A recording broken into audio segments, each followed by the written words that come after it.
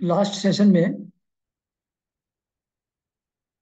बात ये हुई थी, जहां समाप्त हुआ था सेशन, कि इंद्रियों के जितने देवता हैं, सूर्य, विष्णु, इंद्र, वो अपनी अपनी कॉरस्पॉन्डिंग पावर्स के साथ विराट पुरुष में जब एंटर हुए तो उनसे विराट पुरुष नहीं उठा।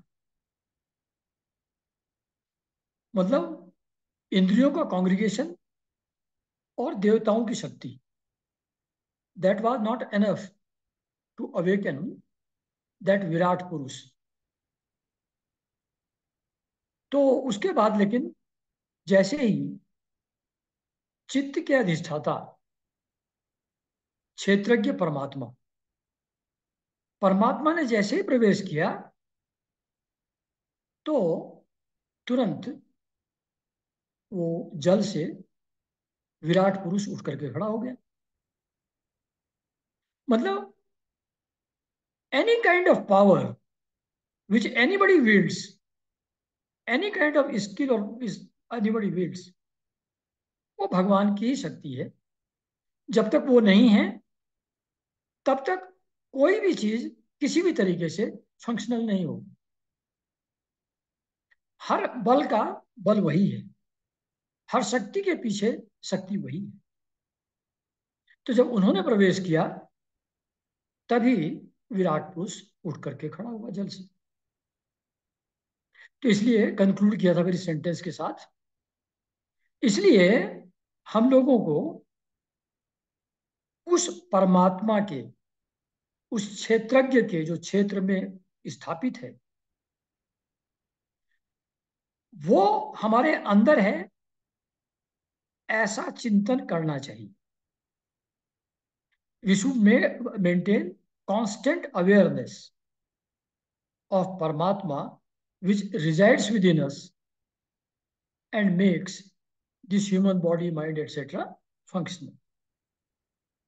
तो वही एक ध्यान करने योग्य, स्मरण करने योग्य एक ही तत्व है, वो परमात्मा जो हमारे अंदर है। तो यहां बात समाप्त हुई थी लास्ट सेशन में, इसी चीज को कि हमको चिंतन करना चाहिए अपने अंदर के परमात्मा का। निसर्गदत्त महाराज का पूरा लिटरेचर इस एक वर्ड के ऊपर ही है कि थॉट फीलिंग आई एम, अपने होने का भाव, अपने होने का विचार, ये होने का भाव आई एम, मैं हूं, इसको ही याद रखो, इसी का स्मरण करो, इसी से अल्टीमेट रियलिटी का अनुभव एक दिन हो जाएगा। रमण महर्षि भी यही कहते हैं कि ये शरीर तो तुम नहीं हो, जिसका ये शरीर जो जानता है कि ये शरीर मेरा है, वो कौन है उस पर ध्यान दो। बॉडी में पेन हो रहा है तो बॉडी में पेन हो रहा है ना, पर वो कौन है जिसको ये पेन महसूस हो रहा है, उस पर ध्यान दो।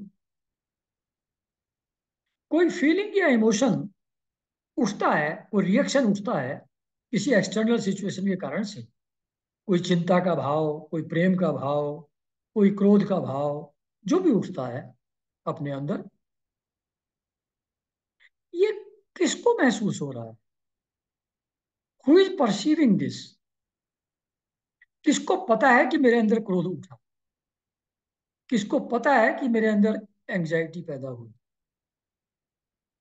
किसको पता है कि मैं रेस्टलेस हूं? वो, उस पर ध्यान।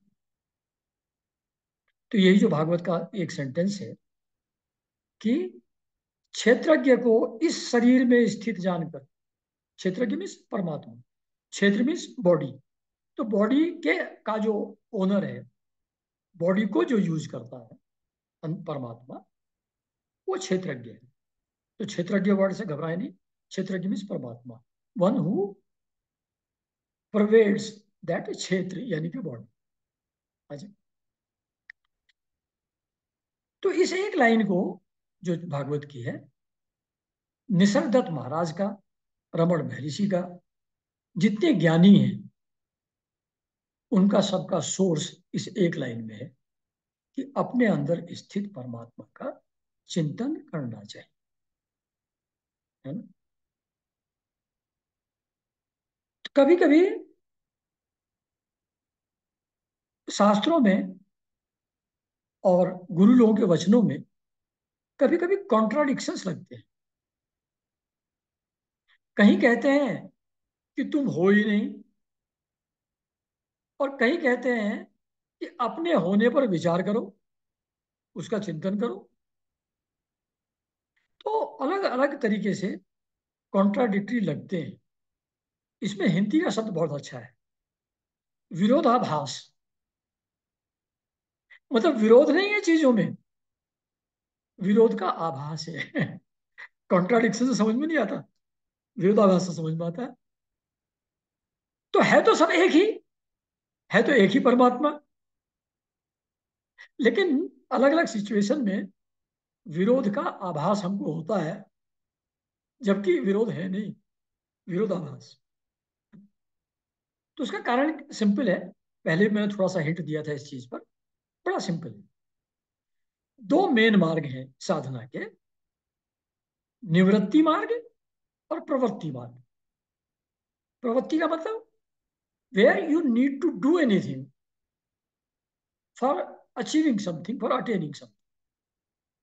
मतलब भगवान की खोज के लिए आप कुछ करते हैं, चाहे आप अष्टांग योग करें, चाहे आप यज्ञ हवन करें, चाहे आप पूजा पाठ भक्ति करें, चाहे आप शास्त्र पठन करें, कुछ करें, करने से प्राप्त करने की आशा, ये प्रवृत्ति मार्ग है, ये पाथ ऑफ एक्शन है।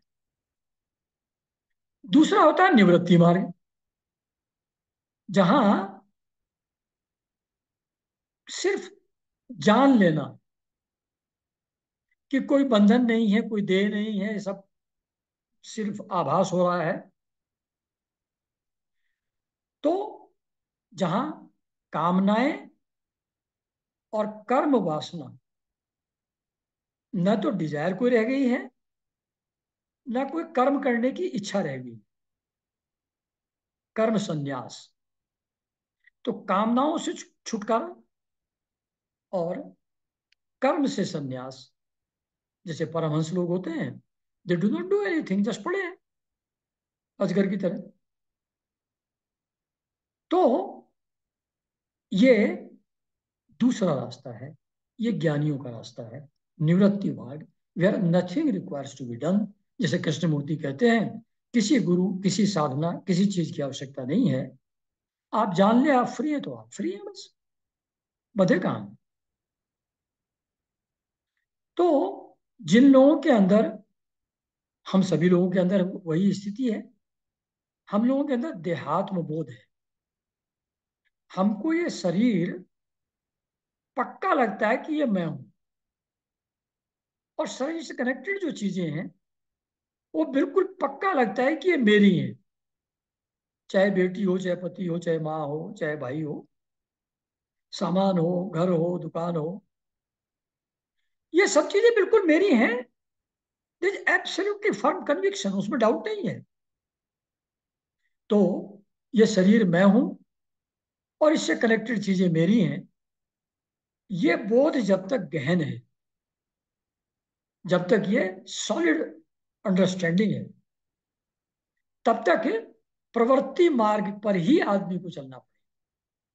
तब तक path of action he follow करना पड़ेगा। तब तक डूज एंड डोंट्स फॉलो करने पड़ेंगे, उसके पाप पुण्य से बंधेंगे।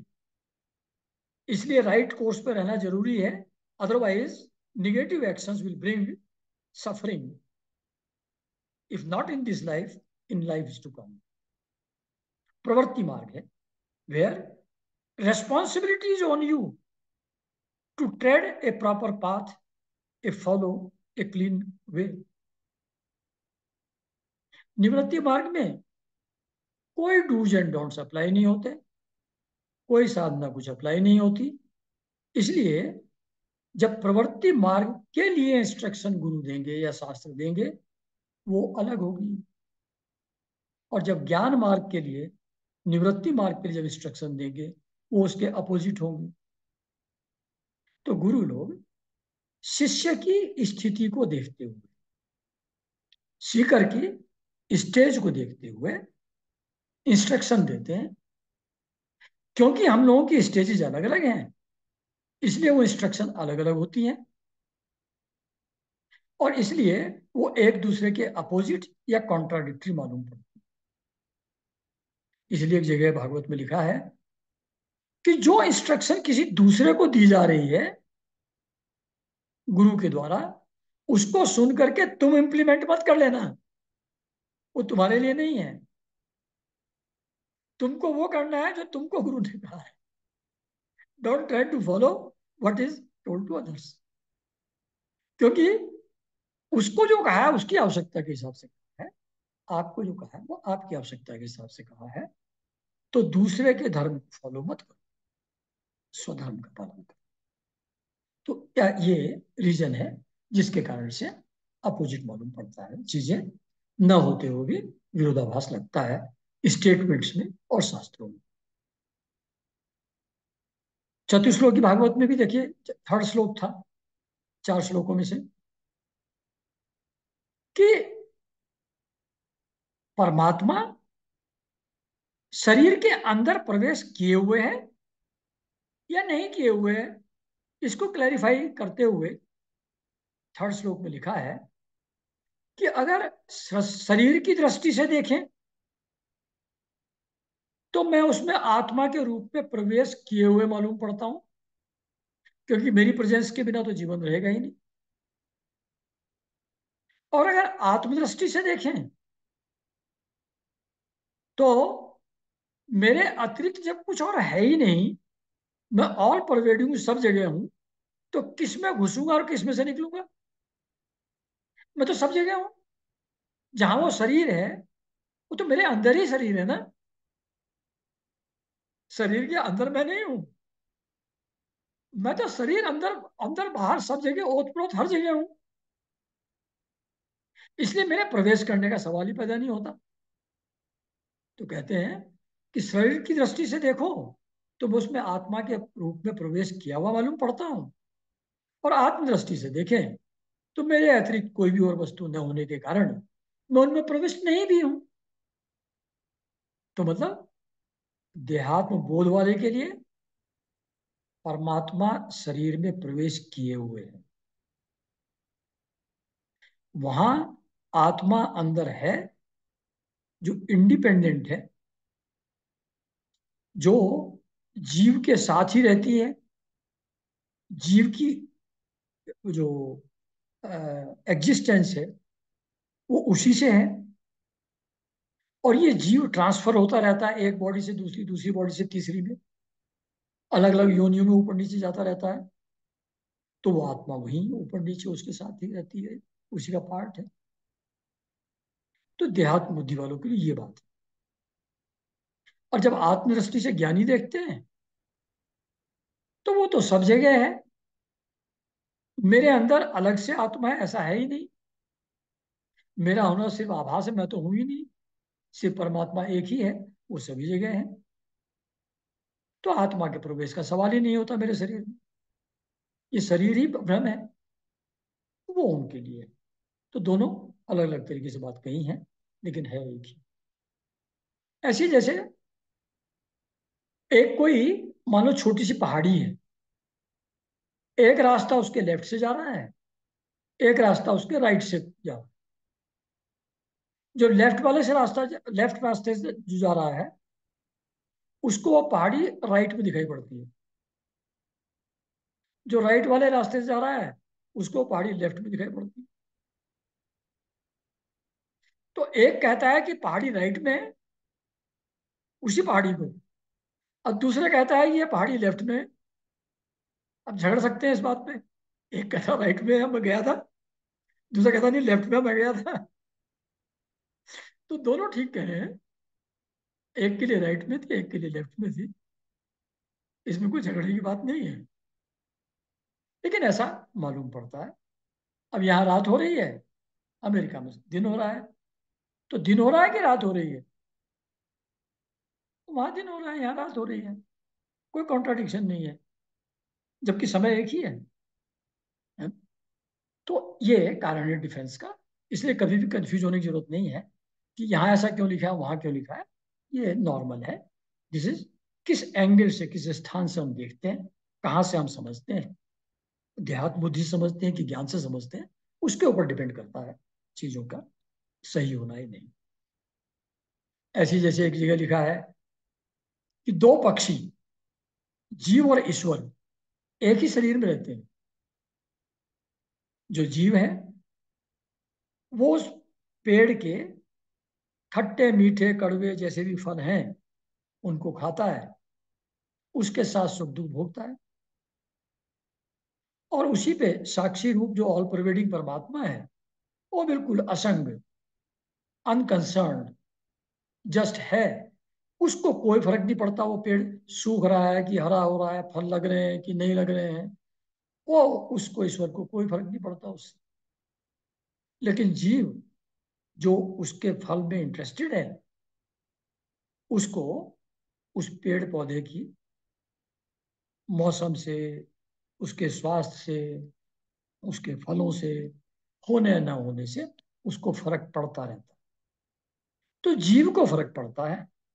जब तक हम देहात बुद्धि में है हमको फर्क पड़ता है। जो ज्ञानी है, जो साक्षी रूप से देख रहे हैं, उनको शरीर में क्या होता है क्या नहीं होता, पेड़ पे फल लगे हैं कि नहीं लगे हैं, उनको कोई फर्क नहीं पड़ता। ये दो स्थितियां हैं।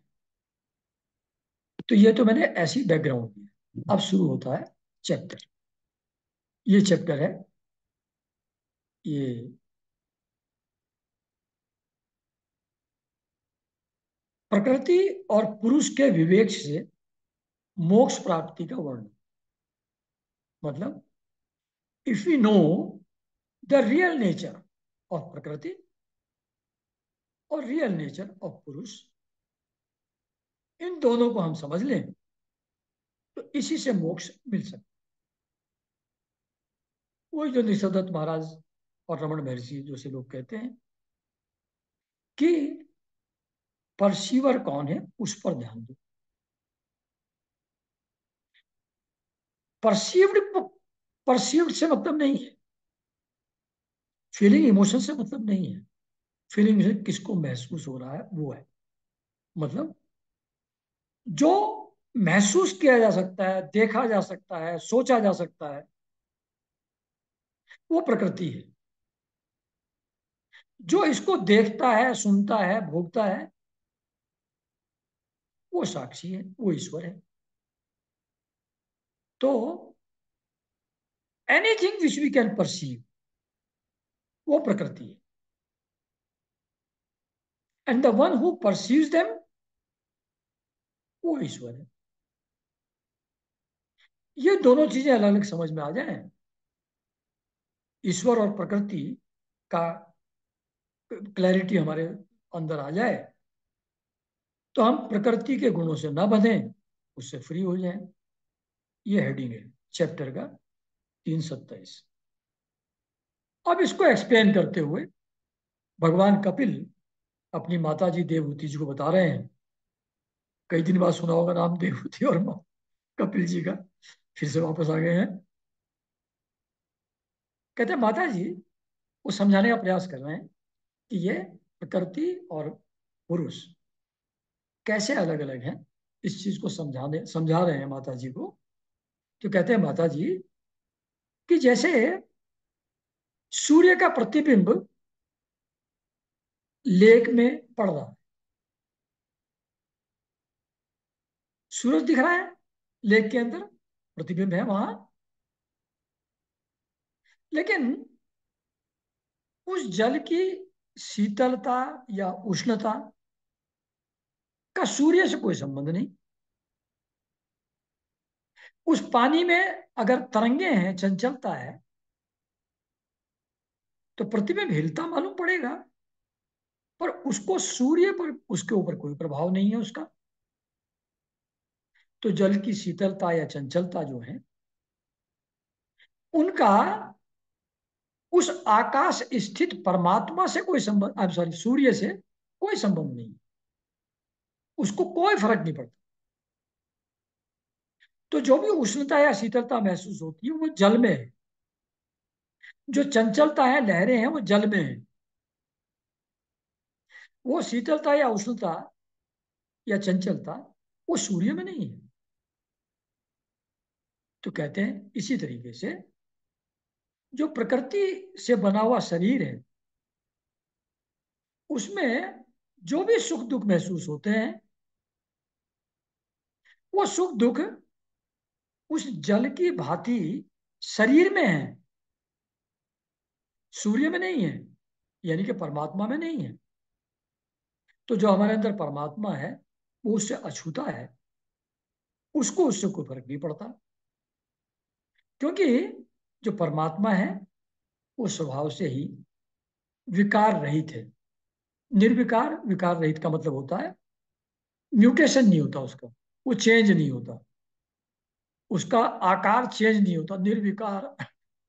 आकार चेंज नहीं होता, वो निर्विकार है। ट्रांसम्यूटेशन नहीं होता उसका।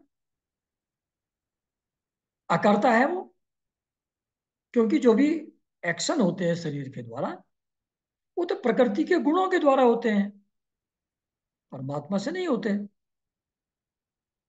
वो निर्गुण है परमात्मा, क्योंकि गुण तो प्रकृति के हैं। तो जब हम शरीर को अपने से अलग देखते हैं, उस निर्विकार अकर्ता और निर्गुण परमात्मा का झलक हमको थोड़ी है,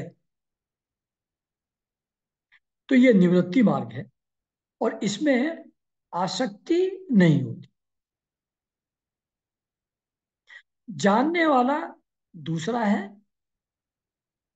सुख दुख या डिस्टर्बेंसेस जो भी पैदा हो रहे हैं, हर्ष या विषाद जो हो रहा है, वो शरीर और मन में हो रहा है। तो शरीर और मन में जो हो रहा है उससे जब आसक्ति नहीं होती, तो वो जो अंदर स्थिति है वो साक्षी भाव की है, और वो परमात्मा स्वभाव से ही स्वतंत्र है।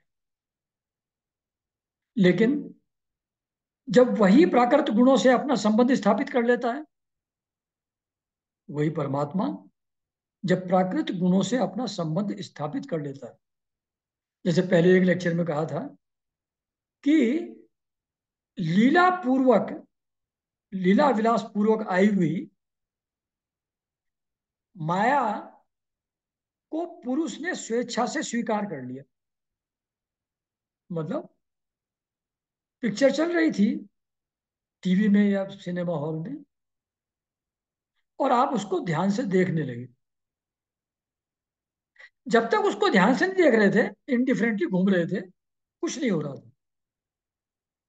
लेकिन जैसे ही उसमें इंटरेस्ट शो किया, वैसे ही उसमें दिखाए हुए इमोशंस को आप फील करने लगते हैं, हम लोग फील करने लगते हैं। जैसे ही वो लीला ऐसी है माया की कि पुरुष जब उसको देखता है तो उसकी तरफ आकर्षित हो जाता है, उससे संबंधित संबंध स्थापित कर लेता है। तो माया की जो हाव भाव है, चाल ढाल है, जो उसके रंग रूप हैं, वो ऐसे विचित्र हैं कि उसको देखते ही पुरुष आकर्षित हो जाता है और उससे संबंध स्थापित कर लेता है।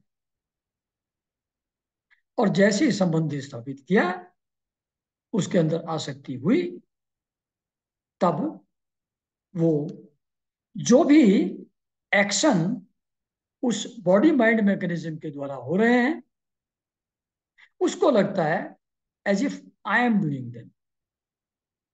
उस संबंध से एकता हो जाती है, एकत्व हो जाता है दोनों का, और उस संबंध से जो भी शरीर के द्वारा, मन के द्वारा एक्शन होते हैं, उसमें इस पुरुष को, आत्मा को, जिसने संबंध स्थापित कर लिया है माया के साथ, शरीर के साथ, वो फिर उसको अपने किए हुए एक्शन लगने लगता है। और फिर जब ऐसा लगने लगता है, वो पार्ट हो जाता है उसी का, जो हम लोगों को अंश रूप में स्थित परमात्मा अंदर मालूम पड़ता है, जिसको जीवात्मा कहते हैं। तो जो जीवात्मा है, जो प्रकृति के साथ मिलकर के एक हो गई है, उसमें कोई डिफरेंशिएशन रहा नहीं है, तो फिर उसके सारे झमेले, सारे झंझट, सारे सुख दुख उसको अपने सुख दुख मालूम पड़ते हैं, और बहुत बुरी हालत में पहुंच जाते हैं पुरुष जी उसके संबंध में आकर के। तो कहते हैं कि जब ये ऐसे बंध जाता है, तो ऑब्वियसली उसकी स्वाधीनता समाप्त हो जाती है। अब वो फ्री नहीं है। अब तो प्रकृति के गुण नचाते हैं उसको, कोई इधर खींचता है, कोई उधर खींचता है। एक आज ये लिखा है किसी दूसरी जगह कि जैसे एक आदमी की कई सारी वाइफ्स हों, तो आंख अपने रूप की तरफ उसको खींच रही है आदमी को, कान मधुर वॉयस या म्यूजिक की तरफ खींच रहा है, जीभ कुछ खाने की तरफ खींच रही है, लिंग कहीं सेक्सुअल एक्टिविटी की तरफ खींच रहा है। तो चारों तरफ से इंद्रियां जो है उसको खींच करके इधर उधर घसीटती रहती है। तो उसमें उसकी इंडिपेंडेंस खो जाती है बेचारे की, तो प्रकृति के संपर्क में आने से। और फिर जो उसके पाप और पुण्य हैं, शरीर और मन के द्वारा किए हुए, प्रकृति के द्वारा किए गए जो पाप और पुण्य हैं, वो उसको अपने पाप पुण्य लगते हैं, और उस पाप पुण्य का फल ऊपर नीचे की अलग अलग योनियों में वो घूमते घूमते घूमते रहता है, और सुख दुख का अनुभव करता रहता है। तो जैसे कहते हैं कि स्वप्न में, जिस समय स्वप्न चल रहा है, उस समय भय, शोक, हर चीज न होते हुए भी, लेकिन स्वप्न के पदार्थ बिल्कुल सत्य लगते हैं, और उसके कारण से भय और शोक पूरा मालूम पड़ता है। बहुत बुरी हालत होती है स्वप्न की स्टेज में। उसी प्रकार ये जो भय और शोक, मैं का भाव और मेरे का भाव, और जन्म मरण जो शरीर का हो रहा है, ये न होते हुए भी, इनकी कोई सत्ता न होते हुए भी, जैसे स्वप्न की सत्ता नहीं है प्रतीत होती है, ऐसे ही इस सो कॉल्ड जागृत स्टेट, वेकिंग स्टेट, इसकी भी कोई सत्ता नहीं है। जैसे स्वप्न में मन महसूस करता है, सब चीजों को क्रिएट करता है, महसूस करता है, ऐसी जागृत अवस्था में इंद्रियां महसूस करती हैं और क्रिएट करती हैं। जैसे कहते हैं लोग कि ये वर्ड माइंड का ही प्रोजेक्शन है। माइंड वर्ड एक्चुअली है नहीं। तो ये ना होते हुए भी, क्योंकि सेंस ऑब्जेक्ट का हम चिंतन करते रहते हैं, उनमें हमारा इंटरेस्ट है, उनमें हमारी आसक्ति है, उसको परसू करते हैं, फिर जो डिजायर बची रह जाती है इस जीवन की, उनका पूरा करने के लिए पुनर्जन्म लेना पड़ता है, क्योंकि शरीर के बिना डिजायर पूरी की नहीं जा सकती। ऐसे ही जो लेन देन कर्म बंधन के कारण से हो जाता है, उसके लिए पुनर्जन्म होता है। तो यह जन्म मरण का चक्कर ये कंटिन्यूअसली चलता जाएगा, जब तक विषयों का चिंतन हम करेंगे, जब तक सेंस ऑब्जेक्ट्स में हमारा इंटरेस्ट रहेगा, जब तक उनसे प्लेजर की, सुख की आशा हमारी रहेगी, तब तक जन्म मरण का जो साइकिल है वो कभी भी निवृत्त नहीं होगा। कभी भी समाप्त नहीं होगा, ऐसा देवहूति जी को उनके पुत्र भगवान कपिल बता रहे हैं। इसलिए बुद्धिमान पुरुष को क्या करना चाहिए? सिंपल बात है, ये तो आप सब लोग जानते ही हैं कि जो असन मार्ग पर, गलत रास्ते पर बन जा रहा, यानी कि विषय चिंतन में फंसा हुआ है, thinking about sense objects, enjoyment of sense objects, तो ये जो ऐसी मन सब विषयों में फंसा हुआ है, सेंस ऑब्जेक्ट्स में आसक्त है, उसको तीव्र भक्ति योग और वैराग्य के द्वारा धीरे धीरे अपने वश में लाए। तीव्र भक्ति योग और वैराग्य के द्वारा you have to wean it away, wean it away, छुड़ा देना है। जैसे बच्चा 1-2 साल का हो जाता है तो फिर उसको वो छोड़ता नहीं माँ का दूध, तो फिर जबरदस्ती उसको धीरे धीरे छुड़वाना पड़ता है, कुछ ना कुछ करके, टेक्नोलॉजी लगा करके। कोई नीम लगा लिया तो उससे कड़वा टेस्ट आएगा तो फिर नहीं पिएगा, लाइक दैट। तो इसको तीव्र भक्ति योग और वैराग्य के द्वारा धीरे धीरे कंट्रोल करना है, विषयों की तरफ ना जाए। और भक्ति योग कैसे आता है वो तो आप जानते ही हैं। सत्संग करो, शास्त्र पठन करो, और भगवान की लीलाओं कथाओं को पठन करो, प्रभु का स्मरण करो, इतना सिंपल सा है। सत्संग, शास्त्र पठन, प्रभु स्मरण, ये किया, भक्ति आ गई। है क्या इसमें? तो तीव्र भक्ति योग के द्वारा, और वैराग्य, वैराग्य का तो पिछले 2-3 लेक्चर में यही बताया है कि सारे इंजॉयमेंट क्षणिक हैं, ट्रांजिटरी हैं, उनसे अल्टीमेटली प्रॉब्लम पैदा होती है। उन चीजों को बार बार थोड़ा विचार करो, अपनी लाइफ में you reflect back on your own experiences कि जो जो परसू किया था उसका अल्टीमेटली रिजल्ट क्या हुआ। ऐसा चिंतन मनन करोगे तो वैराग्य हो जाएगा। तो मैं बार बार करता हूं, जैसे तुम लोगों को कह रहा हूं, करोगे नहीं, करेंगे। हाँ? तो जैसे हम इस चीज का विचार करेंगे तो फिर हमारे अंदर भक्ति योग और वैराग्य की आएगा। और जब भक्ति योग और वैराग्य आएगा, मन भगवान की तरफ लगने लगेगा, अपने आप धीरे धीरे विषयों से उसका इंटरेस्ट खत्म होता जाएगा। तो ये सोच करके एब्रप्टली एक दिन में नहीं लाया जा सकता। धीरे धीरे जब भक्ति भाव बढ़ेगा, वैराग्य होगा एक्सटर्नल चीजों से, तो धीरे धीरे छूटेगा। इसलिए लिखा हुआ है बहुत क्लियरली कि तीव्र भक्ति योग और वैराग्य के द्वारा धीरे धीरे अपने वश में लाए। ये सोच लिया और हो गया ऐसा नहीं है, लंबा प्रोसेस है। अच्छा,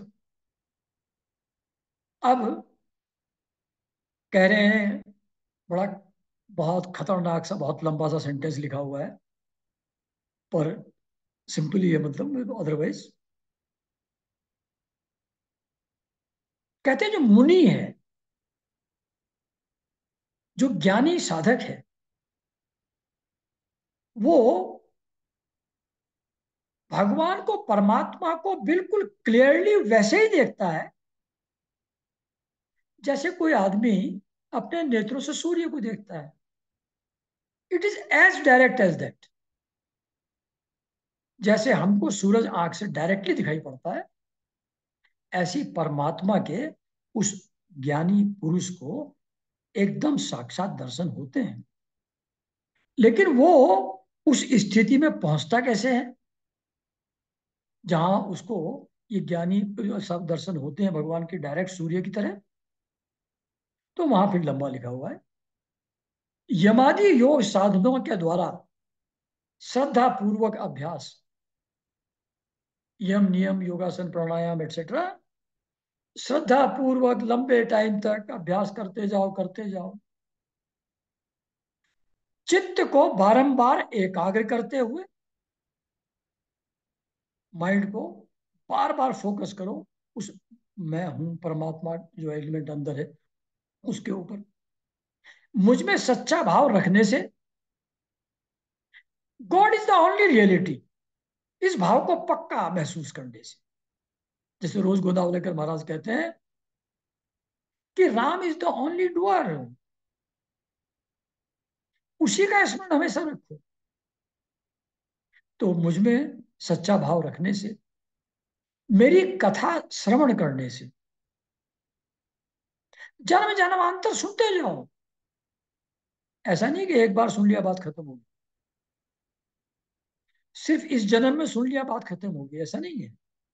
जन्म जन्मांतर तक सुनते जाओ। तो मेरी कथा का श्रवण करने से, समस्त प्राणियों में समभाव रखने से, उनको नंबर नहीं अलॉट करने हैं, अच्छे और बुरे में क्लासिफाई नहीं करना है। सब प्राणियों में वही एक परमात्मा है, सब उसी का रूप है, सब उसी का खेल है, सब रूप में वही लीला कर रहे हैं, वही खेल रहे हैं। ऐसा समझ करके समस्त प्राणियों में समभाव रखने से, किसी से वैर ना रखने से, ना काहू से दोस्ती ना काहू से वैर, आसक्ति के त्याग से, किसी चीज से अटैच फील ना करें, ब्रह्मचर्य से, मौन व्रत से, और भगवान को समर्पित किए हुए स्वधर्म से। मतलब जो भी एक्शन करें, जो भी काम करें, वो भगवान की प्रेरणा से ही हो रहा है, भगवान ही करवा रहे हैं, और उसको करते हुए भगवान की निरंतर याद बनाए रखें। तो इतना सब करने से जिस आदमी की ऐसी स्थिति हो गई है, क्या क्या करने से, यमादि योग साधनों से, चित्त को एकाग्र करने से, भगवान में सच्चा भाव रखने से, भगवान की कथा के श्रवण से, समस्त प्राणियों में समभाव रखने से, किसी से भी वैर न रखने से, आसक्ति के त्याग से, ब्रह्मचर्य और मौन व्रत से, और भगवान को समर्पित हुए कर्मों से, इतना जिसने किया हुआ है, उससे जिसको ऐसी स्थिति उपलब्ध हो गई है, कैसी स्थिति उपलब्ध हो गई है कि प्रारब्ध के हिसाब से जो मिल जाए उसी में संतुष्ट रहता है। मतलब ये सारा करने का रिजल्ट क्या होगा,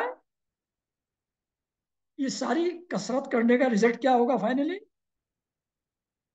उस आदमी की स्थिति ये हो जाएगी कि प्रारब्ध के हिसाब से जो मिल गया वो बढ़िया है, वो पर्याप्त है, उसी से वो संतुष्ट है।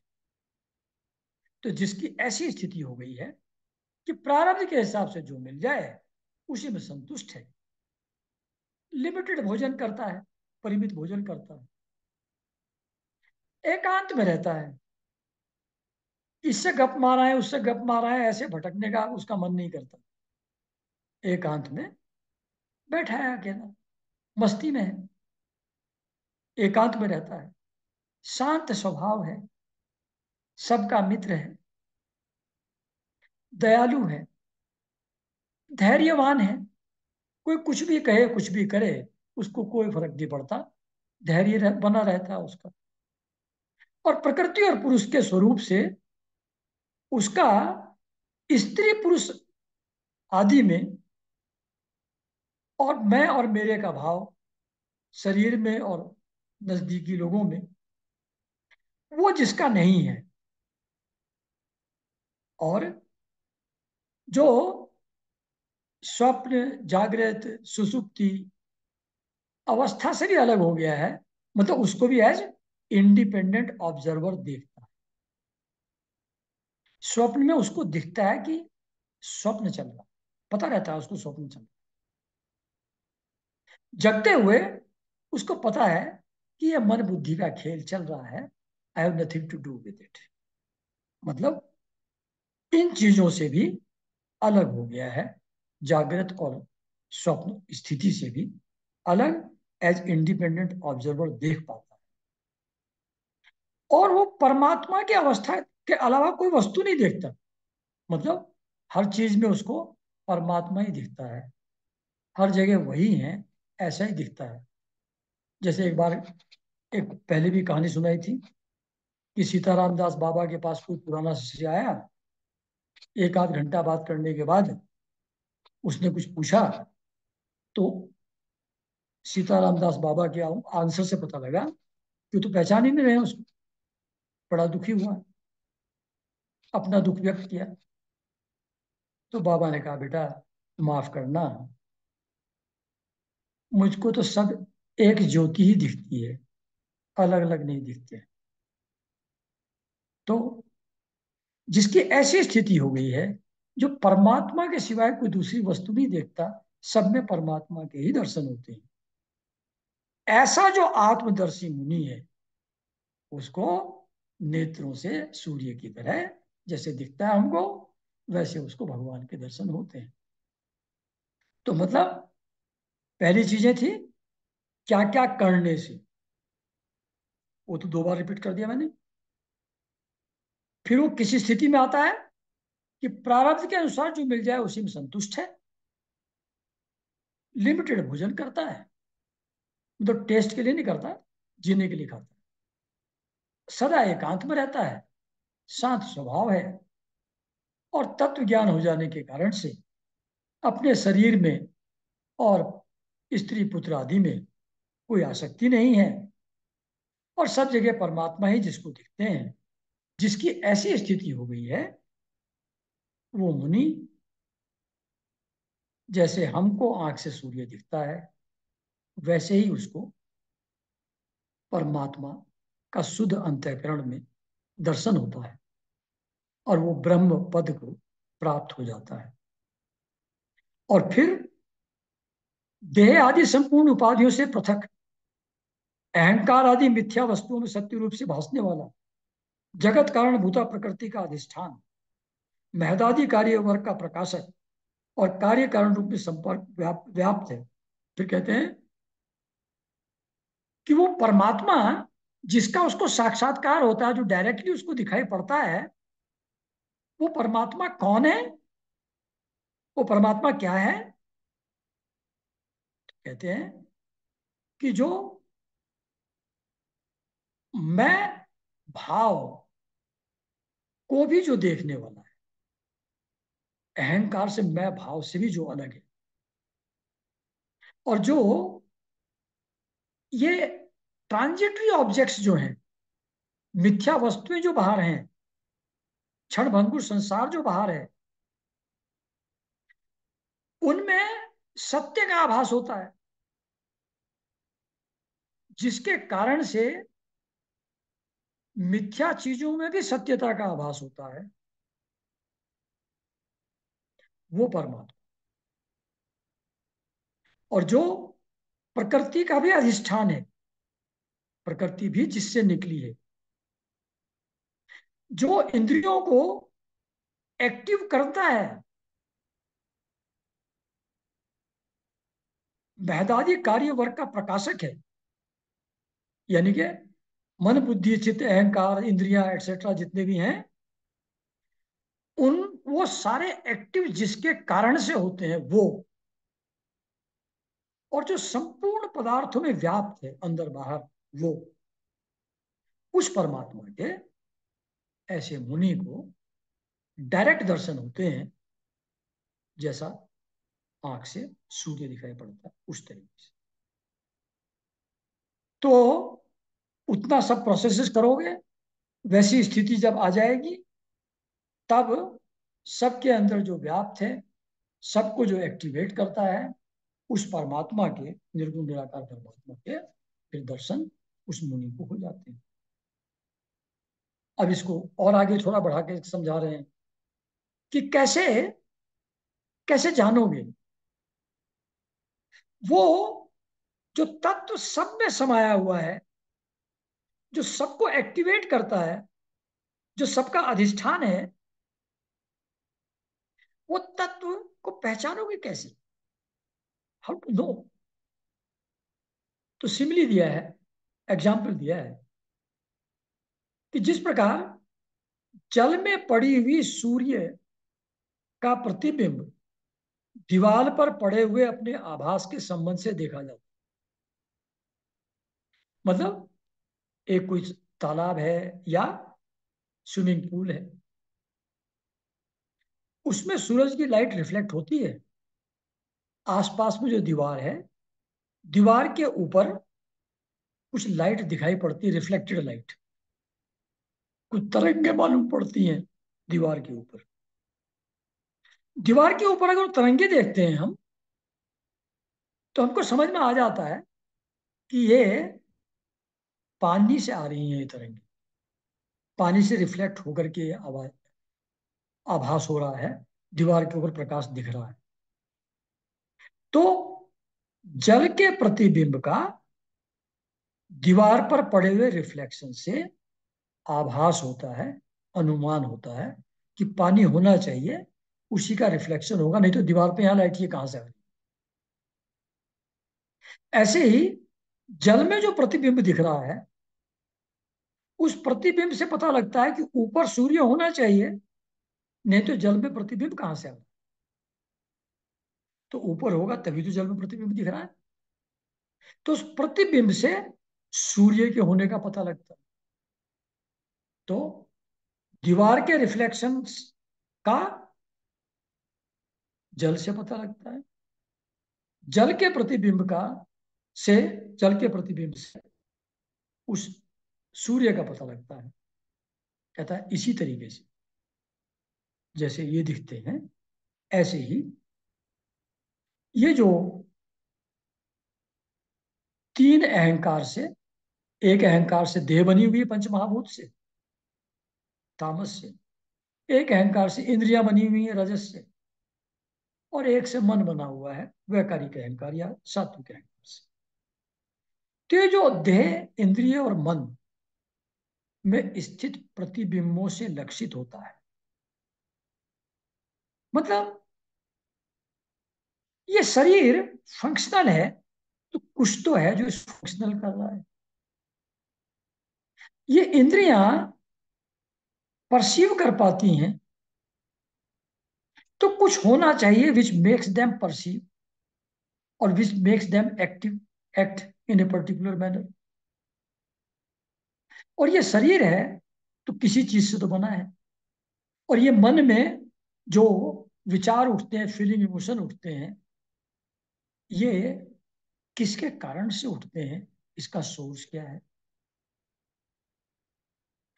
तो इन चीजों में जो हरकत होती है, उससे इनके सोर्स का, जिसके कारण से ये चीजें एक्टिव और फंक्शनल मालूम पड़ती हैं, उसका अनुमान होता है कि कुछ तो अंदर तत्व ऐसा होना चाहिए which makes them all functional.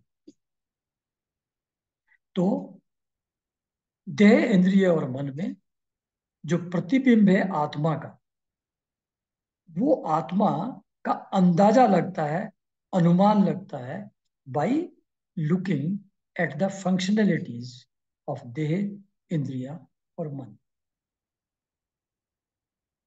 और फिर उस अहंकार से परमात्मा का दर्शन होता है। मतलब जैसे दीवार से जल का पता लग रहा था, प्रतिबिंब का, ऐसे ही इंद्रियों से अहंकार का पता लग रहा है, मैं भाव का पता लग रहा है। फिर जैसे जल के प्रतिबिंब से परमात्मा का पता लगता था, तो ऐसे ही ये अहंकार की एग्जिस्टेंस किस चीज से है, वो साक्षी परमात्मा का उससे पता लगता है। निसर्गदत्त महाराज कहते हैं कि ये जो फीलिंग आई एम है, जो होने का भाव है, ये भी एक्चुअली फॉल्स है। ये सेंस ऑफ आई जो है, ये बेसिकली अहंकार है, ये मैं भाव है, ये रियलिटी एक्चुअली नहीं है। पर इस पर ध्यान दोगे, अपने होने के भाव पर ध्यान दोगे, थॉट फीलिंग आई एम पर ध्यान दोगे, तो एक दिन उसके पीछे जो रियलिटी है अचानक प्रकट हो जाएगी। यानी कि अहंकार जिसके कारण से है वो परमात्मा है। अहंकार की सत्ता परमात्मा से है। उस मैं पर ध्यान देंगे, उस इमेज पर, रिफ्लेक्शन पे पानी के अंदर ध्यान देंगे तो सूर्य का दर्शन हो जाएगा। ऐसे अहंकार पर, मैं भाव पर ध्यान देंगे, उसके साथ रहेंगे, मैं भाव के साथ रहेंगे exclusively, leaving aside all feelings, emotions and thoughts, you remain with single thing, I am, मैं हूं। यानी कि अहंकार के साथ रहेंगे तो अहंकार जिसके कारण से है, अहंकार की सत्ता जिसके कारण से मालूम पड़ती है, उस परमात्मा का दर्शन एक दिन हो जाएगा। तो ये कहते हैं कि देह, इंद्रिय और मन की सत्ता के लिए मैं भाव पता लगता है इनसे। मैं भाव से एक दिन परमात्मा का पता लगेगा। जैसे दीवाल से जल के अंदर प्रतिबिंब और जल के प्रतिबिंब से सूर्य का आभास होता है, ऐसे ही देह और इंद्रियों से अहंकार का पता लगता है, मैं भाव का पता लगता है। और मैं भाव पर ध्यान देते रहने से, जिसके कारण से उसकी सत्ता है मैं भाव की, उस परमात्मा का पता लगता है ना। तो काफी क्लियर करके समझाया, पता नहीं फिर भी समझ आया कि नहीं। अच्छा, अब पढ़ोगे तो कुछ नहीं पता लगेगा उस किताब में से। अच्छा, तो ये परमात्मा को जानने का तरीका है। मन बुद्धि से अहंकार का पता लगेगा, मन अहंकार से परमात्मा का पता लगेगा, उस पर ध्यान देते रहेंगे तो। अच्छा जी। तो और वो जो परमात्मा है जिसके दर्शन होंगे वो कौन है? वो वही जो हमेशा जागृत रहता है, जो अहंकार शून्य है, मतलब बियॉन्ड अहंकार है, बियॉन्ड ईगो है, मैं भाव के परे। अब आगे और बताते हैं कि जागृत अवस्था में जो ये आत्मा भूत सूक्ष्म आदि दृश्य वर्ग की दृष्टा रूप से स्पष्ट अनुभव होता है। मतलब जो भी हमको परसीव कर रहे हैं चीजें, तो कोई परसीव करने वाला है, ये तो हमको पता है ना। तो क्लियरली पता लगता है, there is someone who is seeing, there is someone who is listening. तो ये जागृत अवस्था में उस आत्मा का हमको अनुभव होता है। सुसुप्ति अवस्था में क्योंकि मूलभूत अहंकार ही गायब हो जाता है, मैं भाव ही गायब हो जाता है, तब वो आत्मा के होने का आभास भी उस समय नहीं रहता, और ऐसा लगता है जैसे अब सब समाप्त हो। तो कहता है माता जी, इन सब बातों का मनन करके विवेकी पुरुष अपनी आत्मा का अनुभव कर लेता है। ये जो ऊपर बताया गया है आपको, ये सब जब हम लोग करेंगे तो विवेकी पुरुष, हर पुरुष नहीं, विवेकी पुरुष जो थोड़ा सोच विचार करता है, इन चीजों के बारे में चिंतन मनन करता है, जो ऊपर बातें बताई गई हैं एक एक पर ध्यान दे करके उसको डे टू डे लाइफ में प्रैक्टिस करता है, इसको करता रहेगा तो आत्मा का अनुभव कर लेता है। वो आत्मा जो अहंकार का भी अधिष्ठान है और अहंकार भी जिसके कारण से मालूम है। जैसे एक जगह और बताया था ना कि कमाल की बात है, जिस सूर्य से बादल बनता है और जिस सूर्य के कारण से बादल दिखाई पड़ता है, अगर सूर्य ना हो तो बादल दिखाई कैसे पड़ेगा अंधेरे में? तो सूर्य से ही पैदा हुआ, उसकी गर्मी से जल उड़ करके बादल बना, और उसी कारण से दिखाई भी पड़ता है, और वही सूर्य को ढक लेता है। कमाल की बात ये। तो ऐसे ही जो ये अहंकार है, इसका अधिष्ठान भी वो आत्मा है, इसको प्रकाशक भी, उसका प्रकाशक भी वही है। उसी कारण से अहंकार की उपस्थिति का पता भी आत्मा के कारण से लगता है। अदरवाइज मैं भाव का भी पता कैसे लगेगा? अंधेरे में बादल दिखेगा कैसे? अहंकार मैं भाव का पता लगेगा कैसे अगर उसको देखने वाली, उसको सत्ता प्रदान करने वाली, उसको एक्टिवेट करने वाली कोई सत्ता ना हो तो उस सत्ता का हमको पता लग जाएगा अगर इन सब बातों का मनन करे विवेकी पुरुष, तो पता लगेगा। ऐसा बोला। माता जी ने कहा, बेटा कुछ बात समझ में नहीं आई। कहती हैं कि ये प्रकृति और पुरुष दोनों ही एटर्नल हैं, और ये एक दूसरे के आश्रय से रहते हैं। जैसे प्रकृति अपने आप में क्या करेगी? कुछ भी नहीं होगा। प्रकृति ने मान लो पेड़ पौधे बॉडी शरीर बड़ी बना दिए, जब तक उसमें चेतना नहीं आएगी, पुरुष नहीं आएगा, तो सब डेड है। फंक्शनल कहाँ होंगे? खेल कहाँ होगा? जीव जंतु का जो भी मूवमेंट होता है, एक्शन होते हैं, जो पाप पुण्य होते हैं, जो का सुख दुख होते हैं, ये सब होगा कैसे? पुरुष के बिना तो हो नहीं सकता। तो प्रकृति कैन नॉट एग्जिस्ट विदाउट पुरुष। ऐसे पुरुष, अगर प्रकृति ना हो तो वो चेतन भाव अकेला क्या करेगा? उसका भी कोई एक्टिविटी पॉसिबल नहीं है। तो ये दोनों एक दूसरे के आश्रय से ही रहते हैं, प्रकृति और पुरुष। ये माता जी अब पूछ रही हूँ क्वेश्चन। इसलिए प्रकृति तो पुरुष को कभी छोड़ ही नहीं सकती। प्रकृति पुरुष के बिना रह ही नहीं सकती। उसके बिना उसकी एग्जिस्टेंस ही नहीं है। प्रकृति की पुरुष के बिना नथिंग विल बी फंक्शनल। सब पुरुष से ही, चेतना से ही फंक्शनल होता है। और कहती हैं आगे माता जी कि जैसे गंध और पृथ्वी एक है, गंध को पृथ्वी से अलग करके नहीं देखा जा सकता। रस और जल, रस जल का ही गुण है, जल रस का ही स्थूल रूप है। वो दोनों एक ही हैं।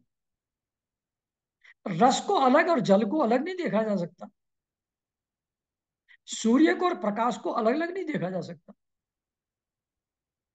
इसी तरीके से प्रकृति और पुरुष भी एक दूसरे को छोड़ करके नहीं रह सकते। ये दोनों भी साथ ही रहते हैं। तो इसके जो आप बता रहे हैं कि इसका चिंतन मनन करोगे अलग हो जाओगे, जो बता रहे हैं आप, ये दोनों तो साथ साथ रहने वाले हैं, अलग अलग रह ही नहीं सकते। तो जिसके आश्रय से, जिस प्रकृति के आश्रय से पुरुष को एक कर्म बंधन मिला है, जिस प्रकृति के कारण से पुरुष बंधन में पड़ जाता है, प्रकृति को खोल खेल को देख करके उसमें आसक्त हो जाता है, उसकी भाव भंगिमा पर लट्टू हो जाता है, तो ये जो ऐसे बंधन में पड़ता है पुरुष, और प्रकृति के गुण तो हमेशा रहेंगे सृष्टि में, तो ये पुरुष फ्री होगा कैसे? प्रकृति के कारण से उसको बंधन मिला है, प्रकृति के गुण हमेशा हैं, ये प्रकृति के गुणों से फ्री होकर के कैवल्य पद कैसे मिलेगा बेटा इसको? ये माता जी पूछ रही है बेटे से। और अगर बाई चांस, जैसा तुम कह रहे हो, अगर बहुत विचार करके और ये सब क्षण भंगुर है, फलाना है, कुछ इससे मिलने वाला नहीं है, पुराना जो अनुभव थे उनको भी ठीक से इंट्रोस्पेक्ट कर लिया, अगर इससे टेम्परेली फ्री होने का आभास हो भी जाए, कुछ नहीं है यार, बेकार। जैसे आदमी शमशान घाट पे जाता है, आदमी जला देते हैं, तो थोड़ी देर के लिए शमशान जगित जनित वैराग्य पैदा होता है। अरे कुछ नहीं यार, अल्टीमेटली सबको आके यहीं जल के मर जाना है। कुछ है नहीं इस दिन दुनिया में। ऐसा वैराग्य का अनुभव थोड़ी देर के लिए, जब जलती है लाश वहां, तो थोड़ी देर के लिए होता है। थोड़ी देर बाद फिर वापस आए, फिर उसी में जो गुण है प्रकृति के, फिर वो सारे अट्रैक्टिव लगने लगते हैं। सिर्फ सब तरीके की डिजायर, सब चीजें वापस तुरंत आ जाती है थोड़ी देर के बाद ही। जैसे ही वहां से हटे, तुरंत सारी चीजें वापस। तो माता जी कह रही हैं कि बेटा जो तुम बता रहे हो, इससे अगर ये संसार भय का बंधन अलग हो भी जाए थोड़ी देर के लिए, लेकिन गुण तो ये प्रकृति के हमेशा रहेंगे। ये तो फिर पकड़ लेंगे, ये तो पुरुष फिर फंस जाएगा इसमें। तो कुछ बात समझ में नहीं आई, जब दोनों एक दूसरे के आश्रय से रहते हैं, प्रकृति और पुरुष, तो how can they become dissociated? How this पुरुष कैन अटेन कैवेल्य और फ्रीडम? ये कैसे पा सकता है, ये मोक्ष कैसे पा सकता है? मुझको तो समझ में नहीं है, कैसे पाएगा सोचने से। तो फिर इसके बाद भगवान उसका उत्तर देंगे। तो भगवान ऑब्वियसली उत्तर अगले सेशन में देंगे, क्योंकि अभी तो समय समाप्त हुआ। तो इसका उत्तर कैसे अलग होंगे, ये फिर अगले सेशन में आपको बताया जाएगा, कपिल जी के द्वारा। भगवान कपिल बताएंगे आपको। ठीक है, तो नमस्कार एवरीबॉडी।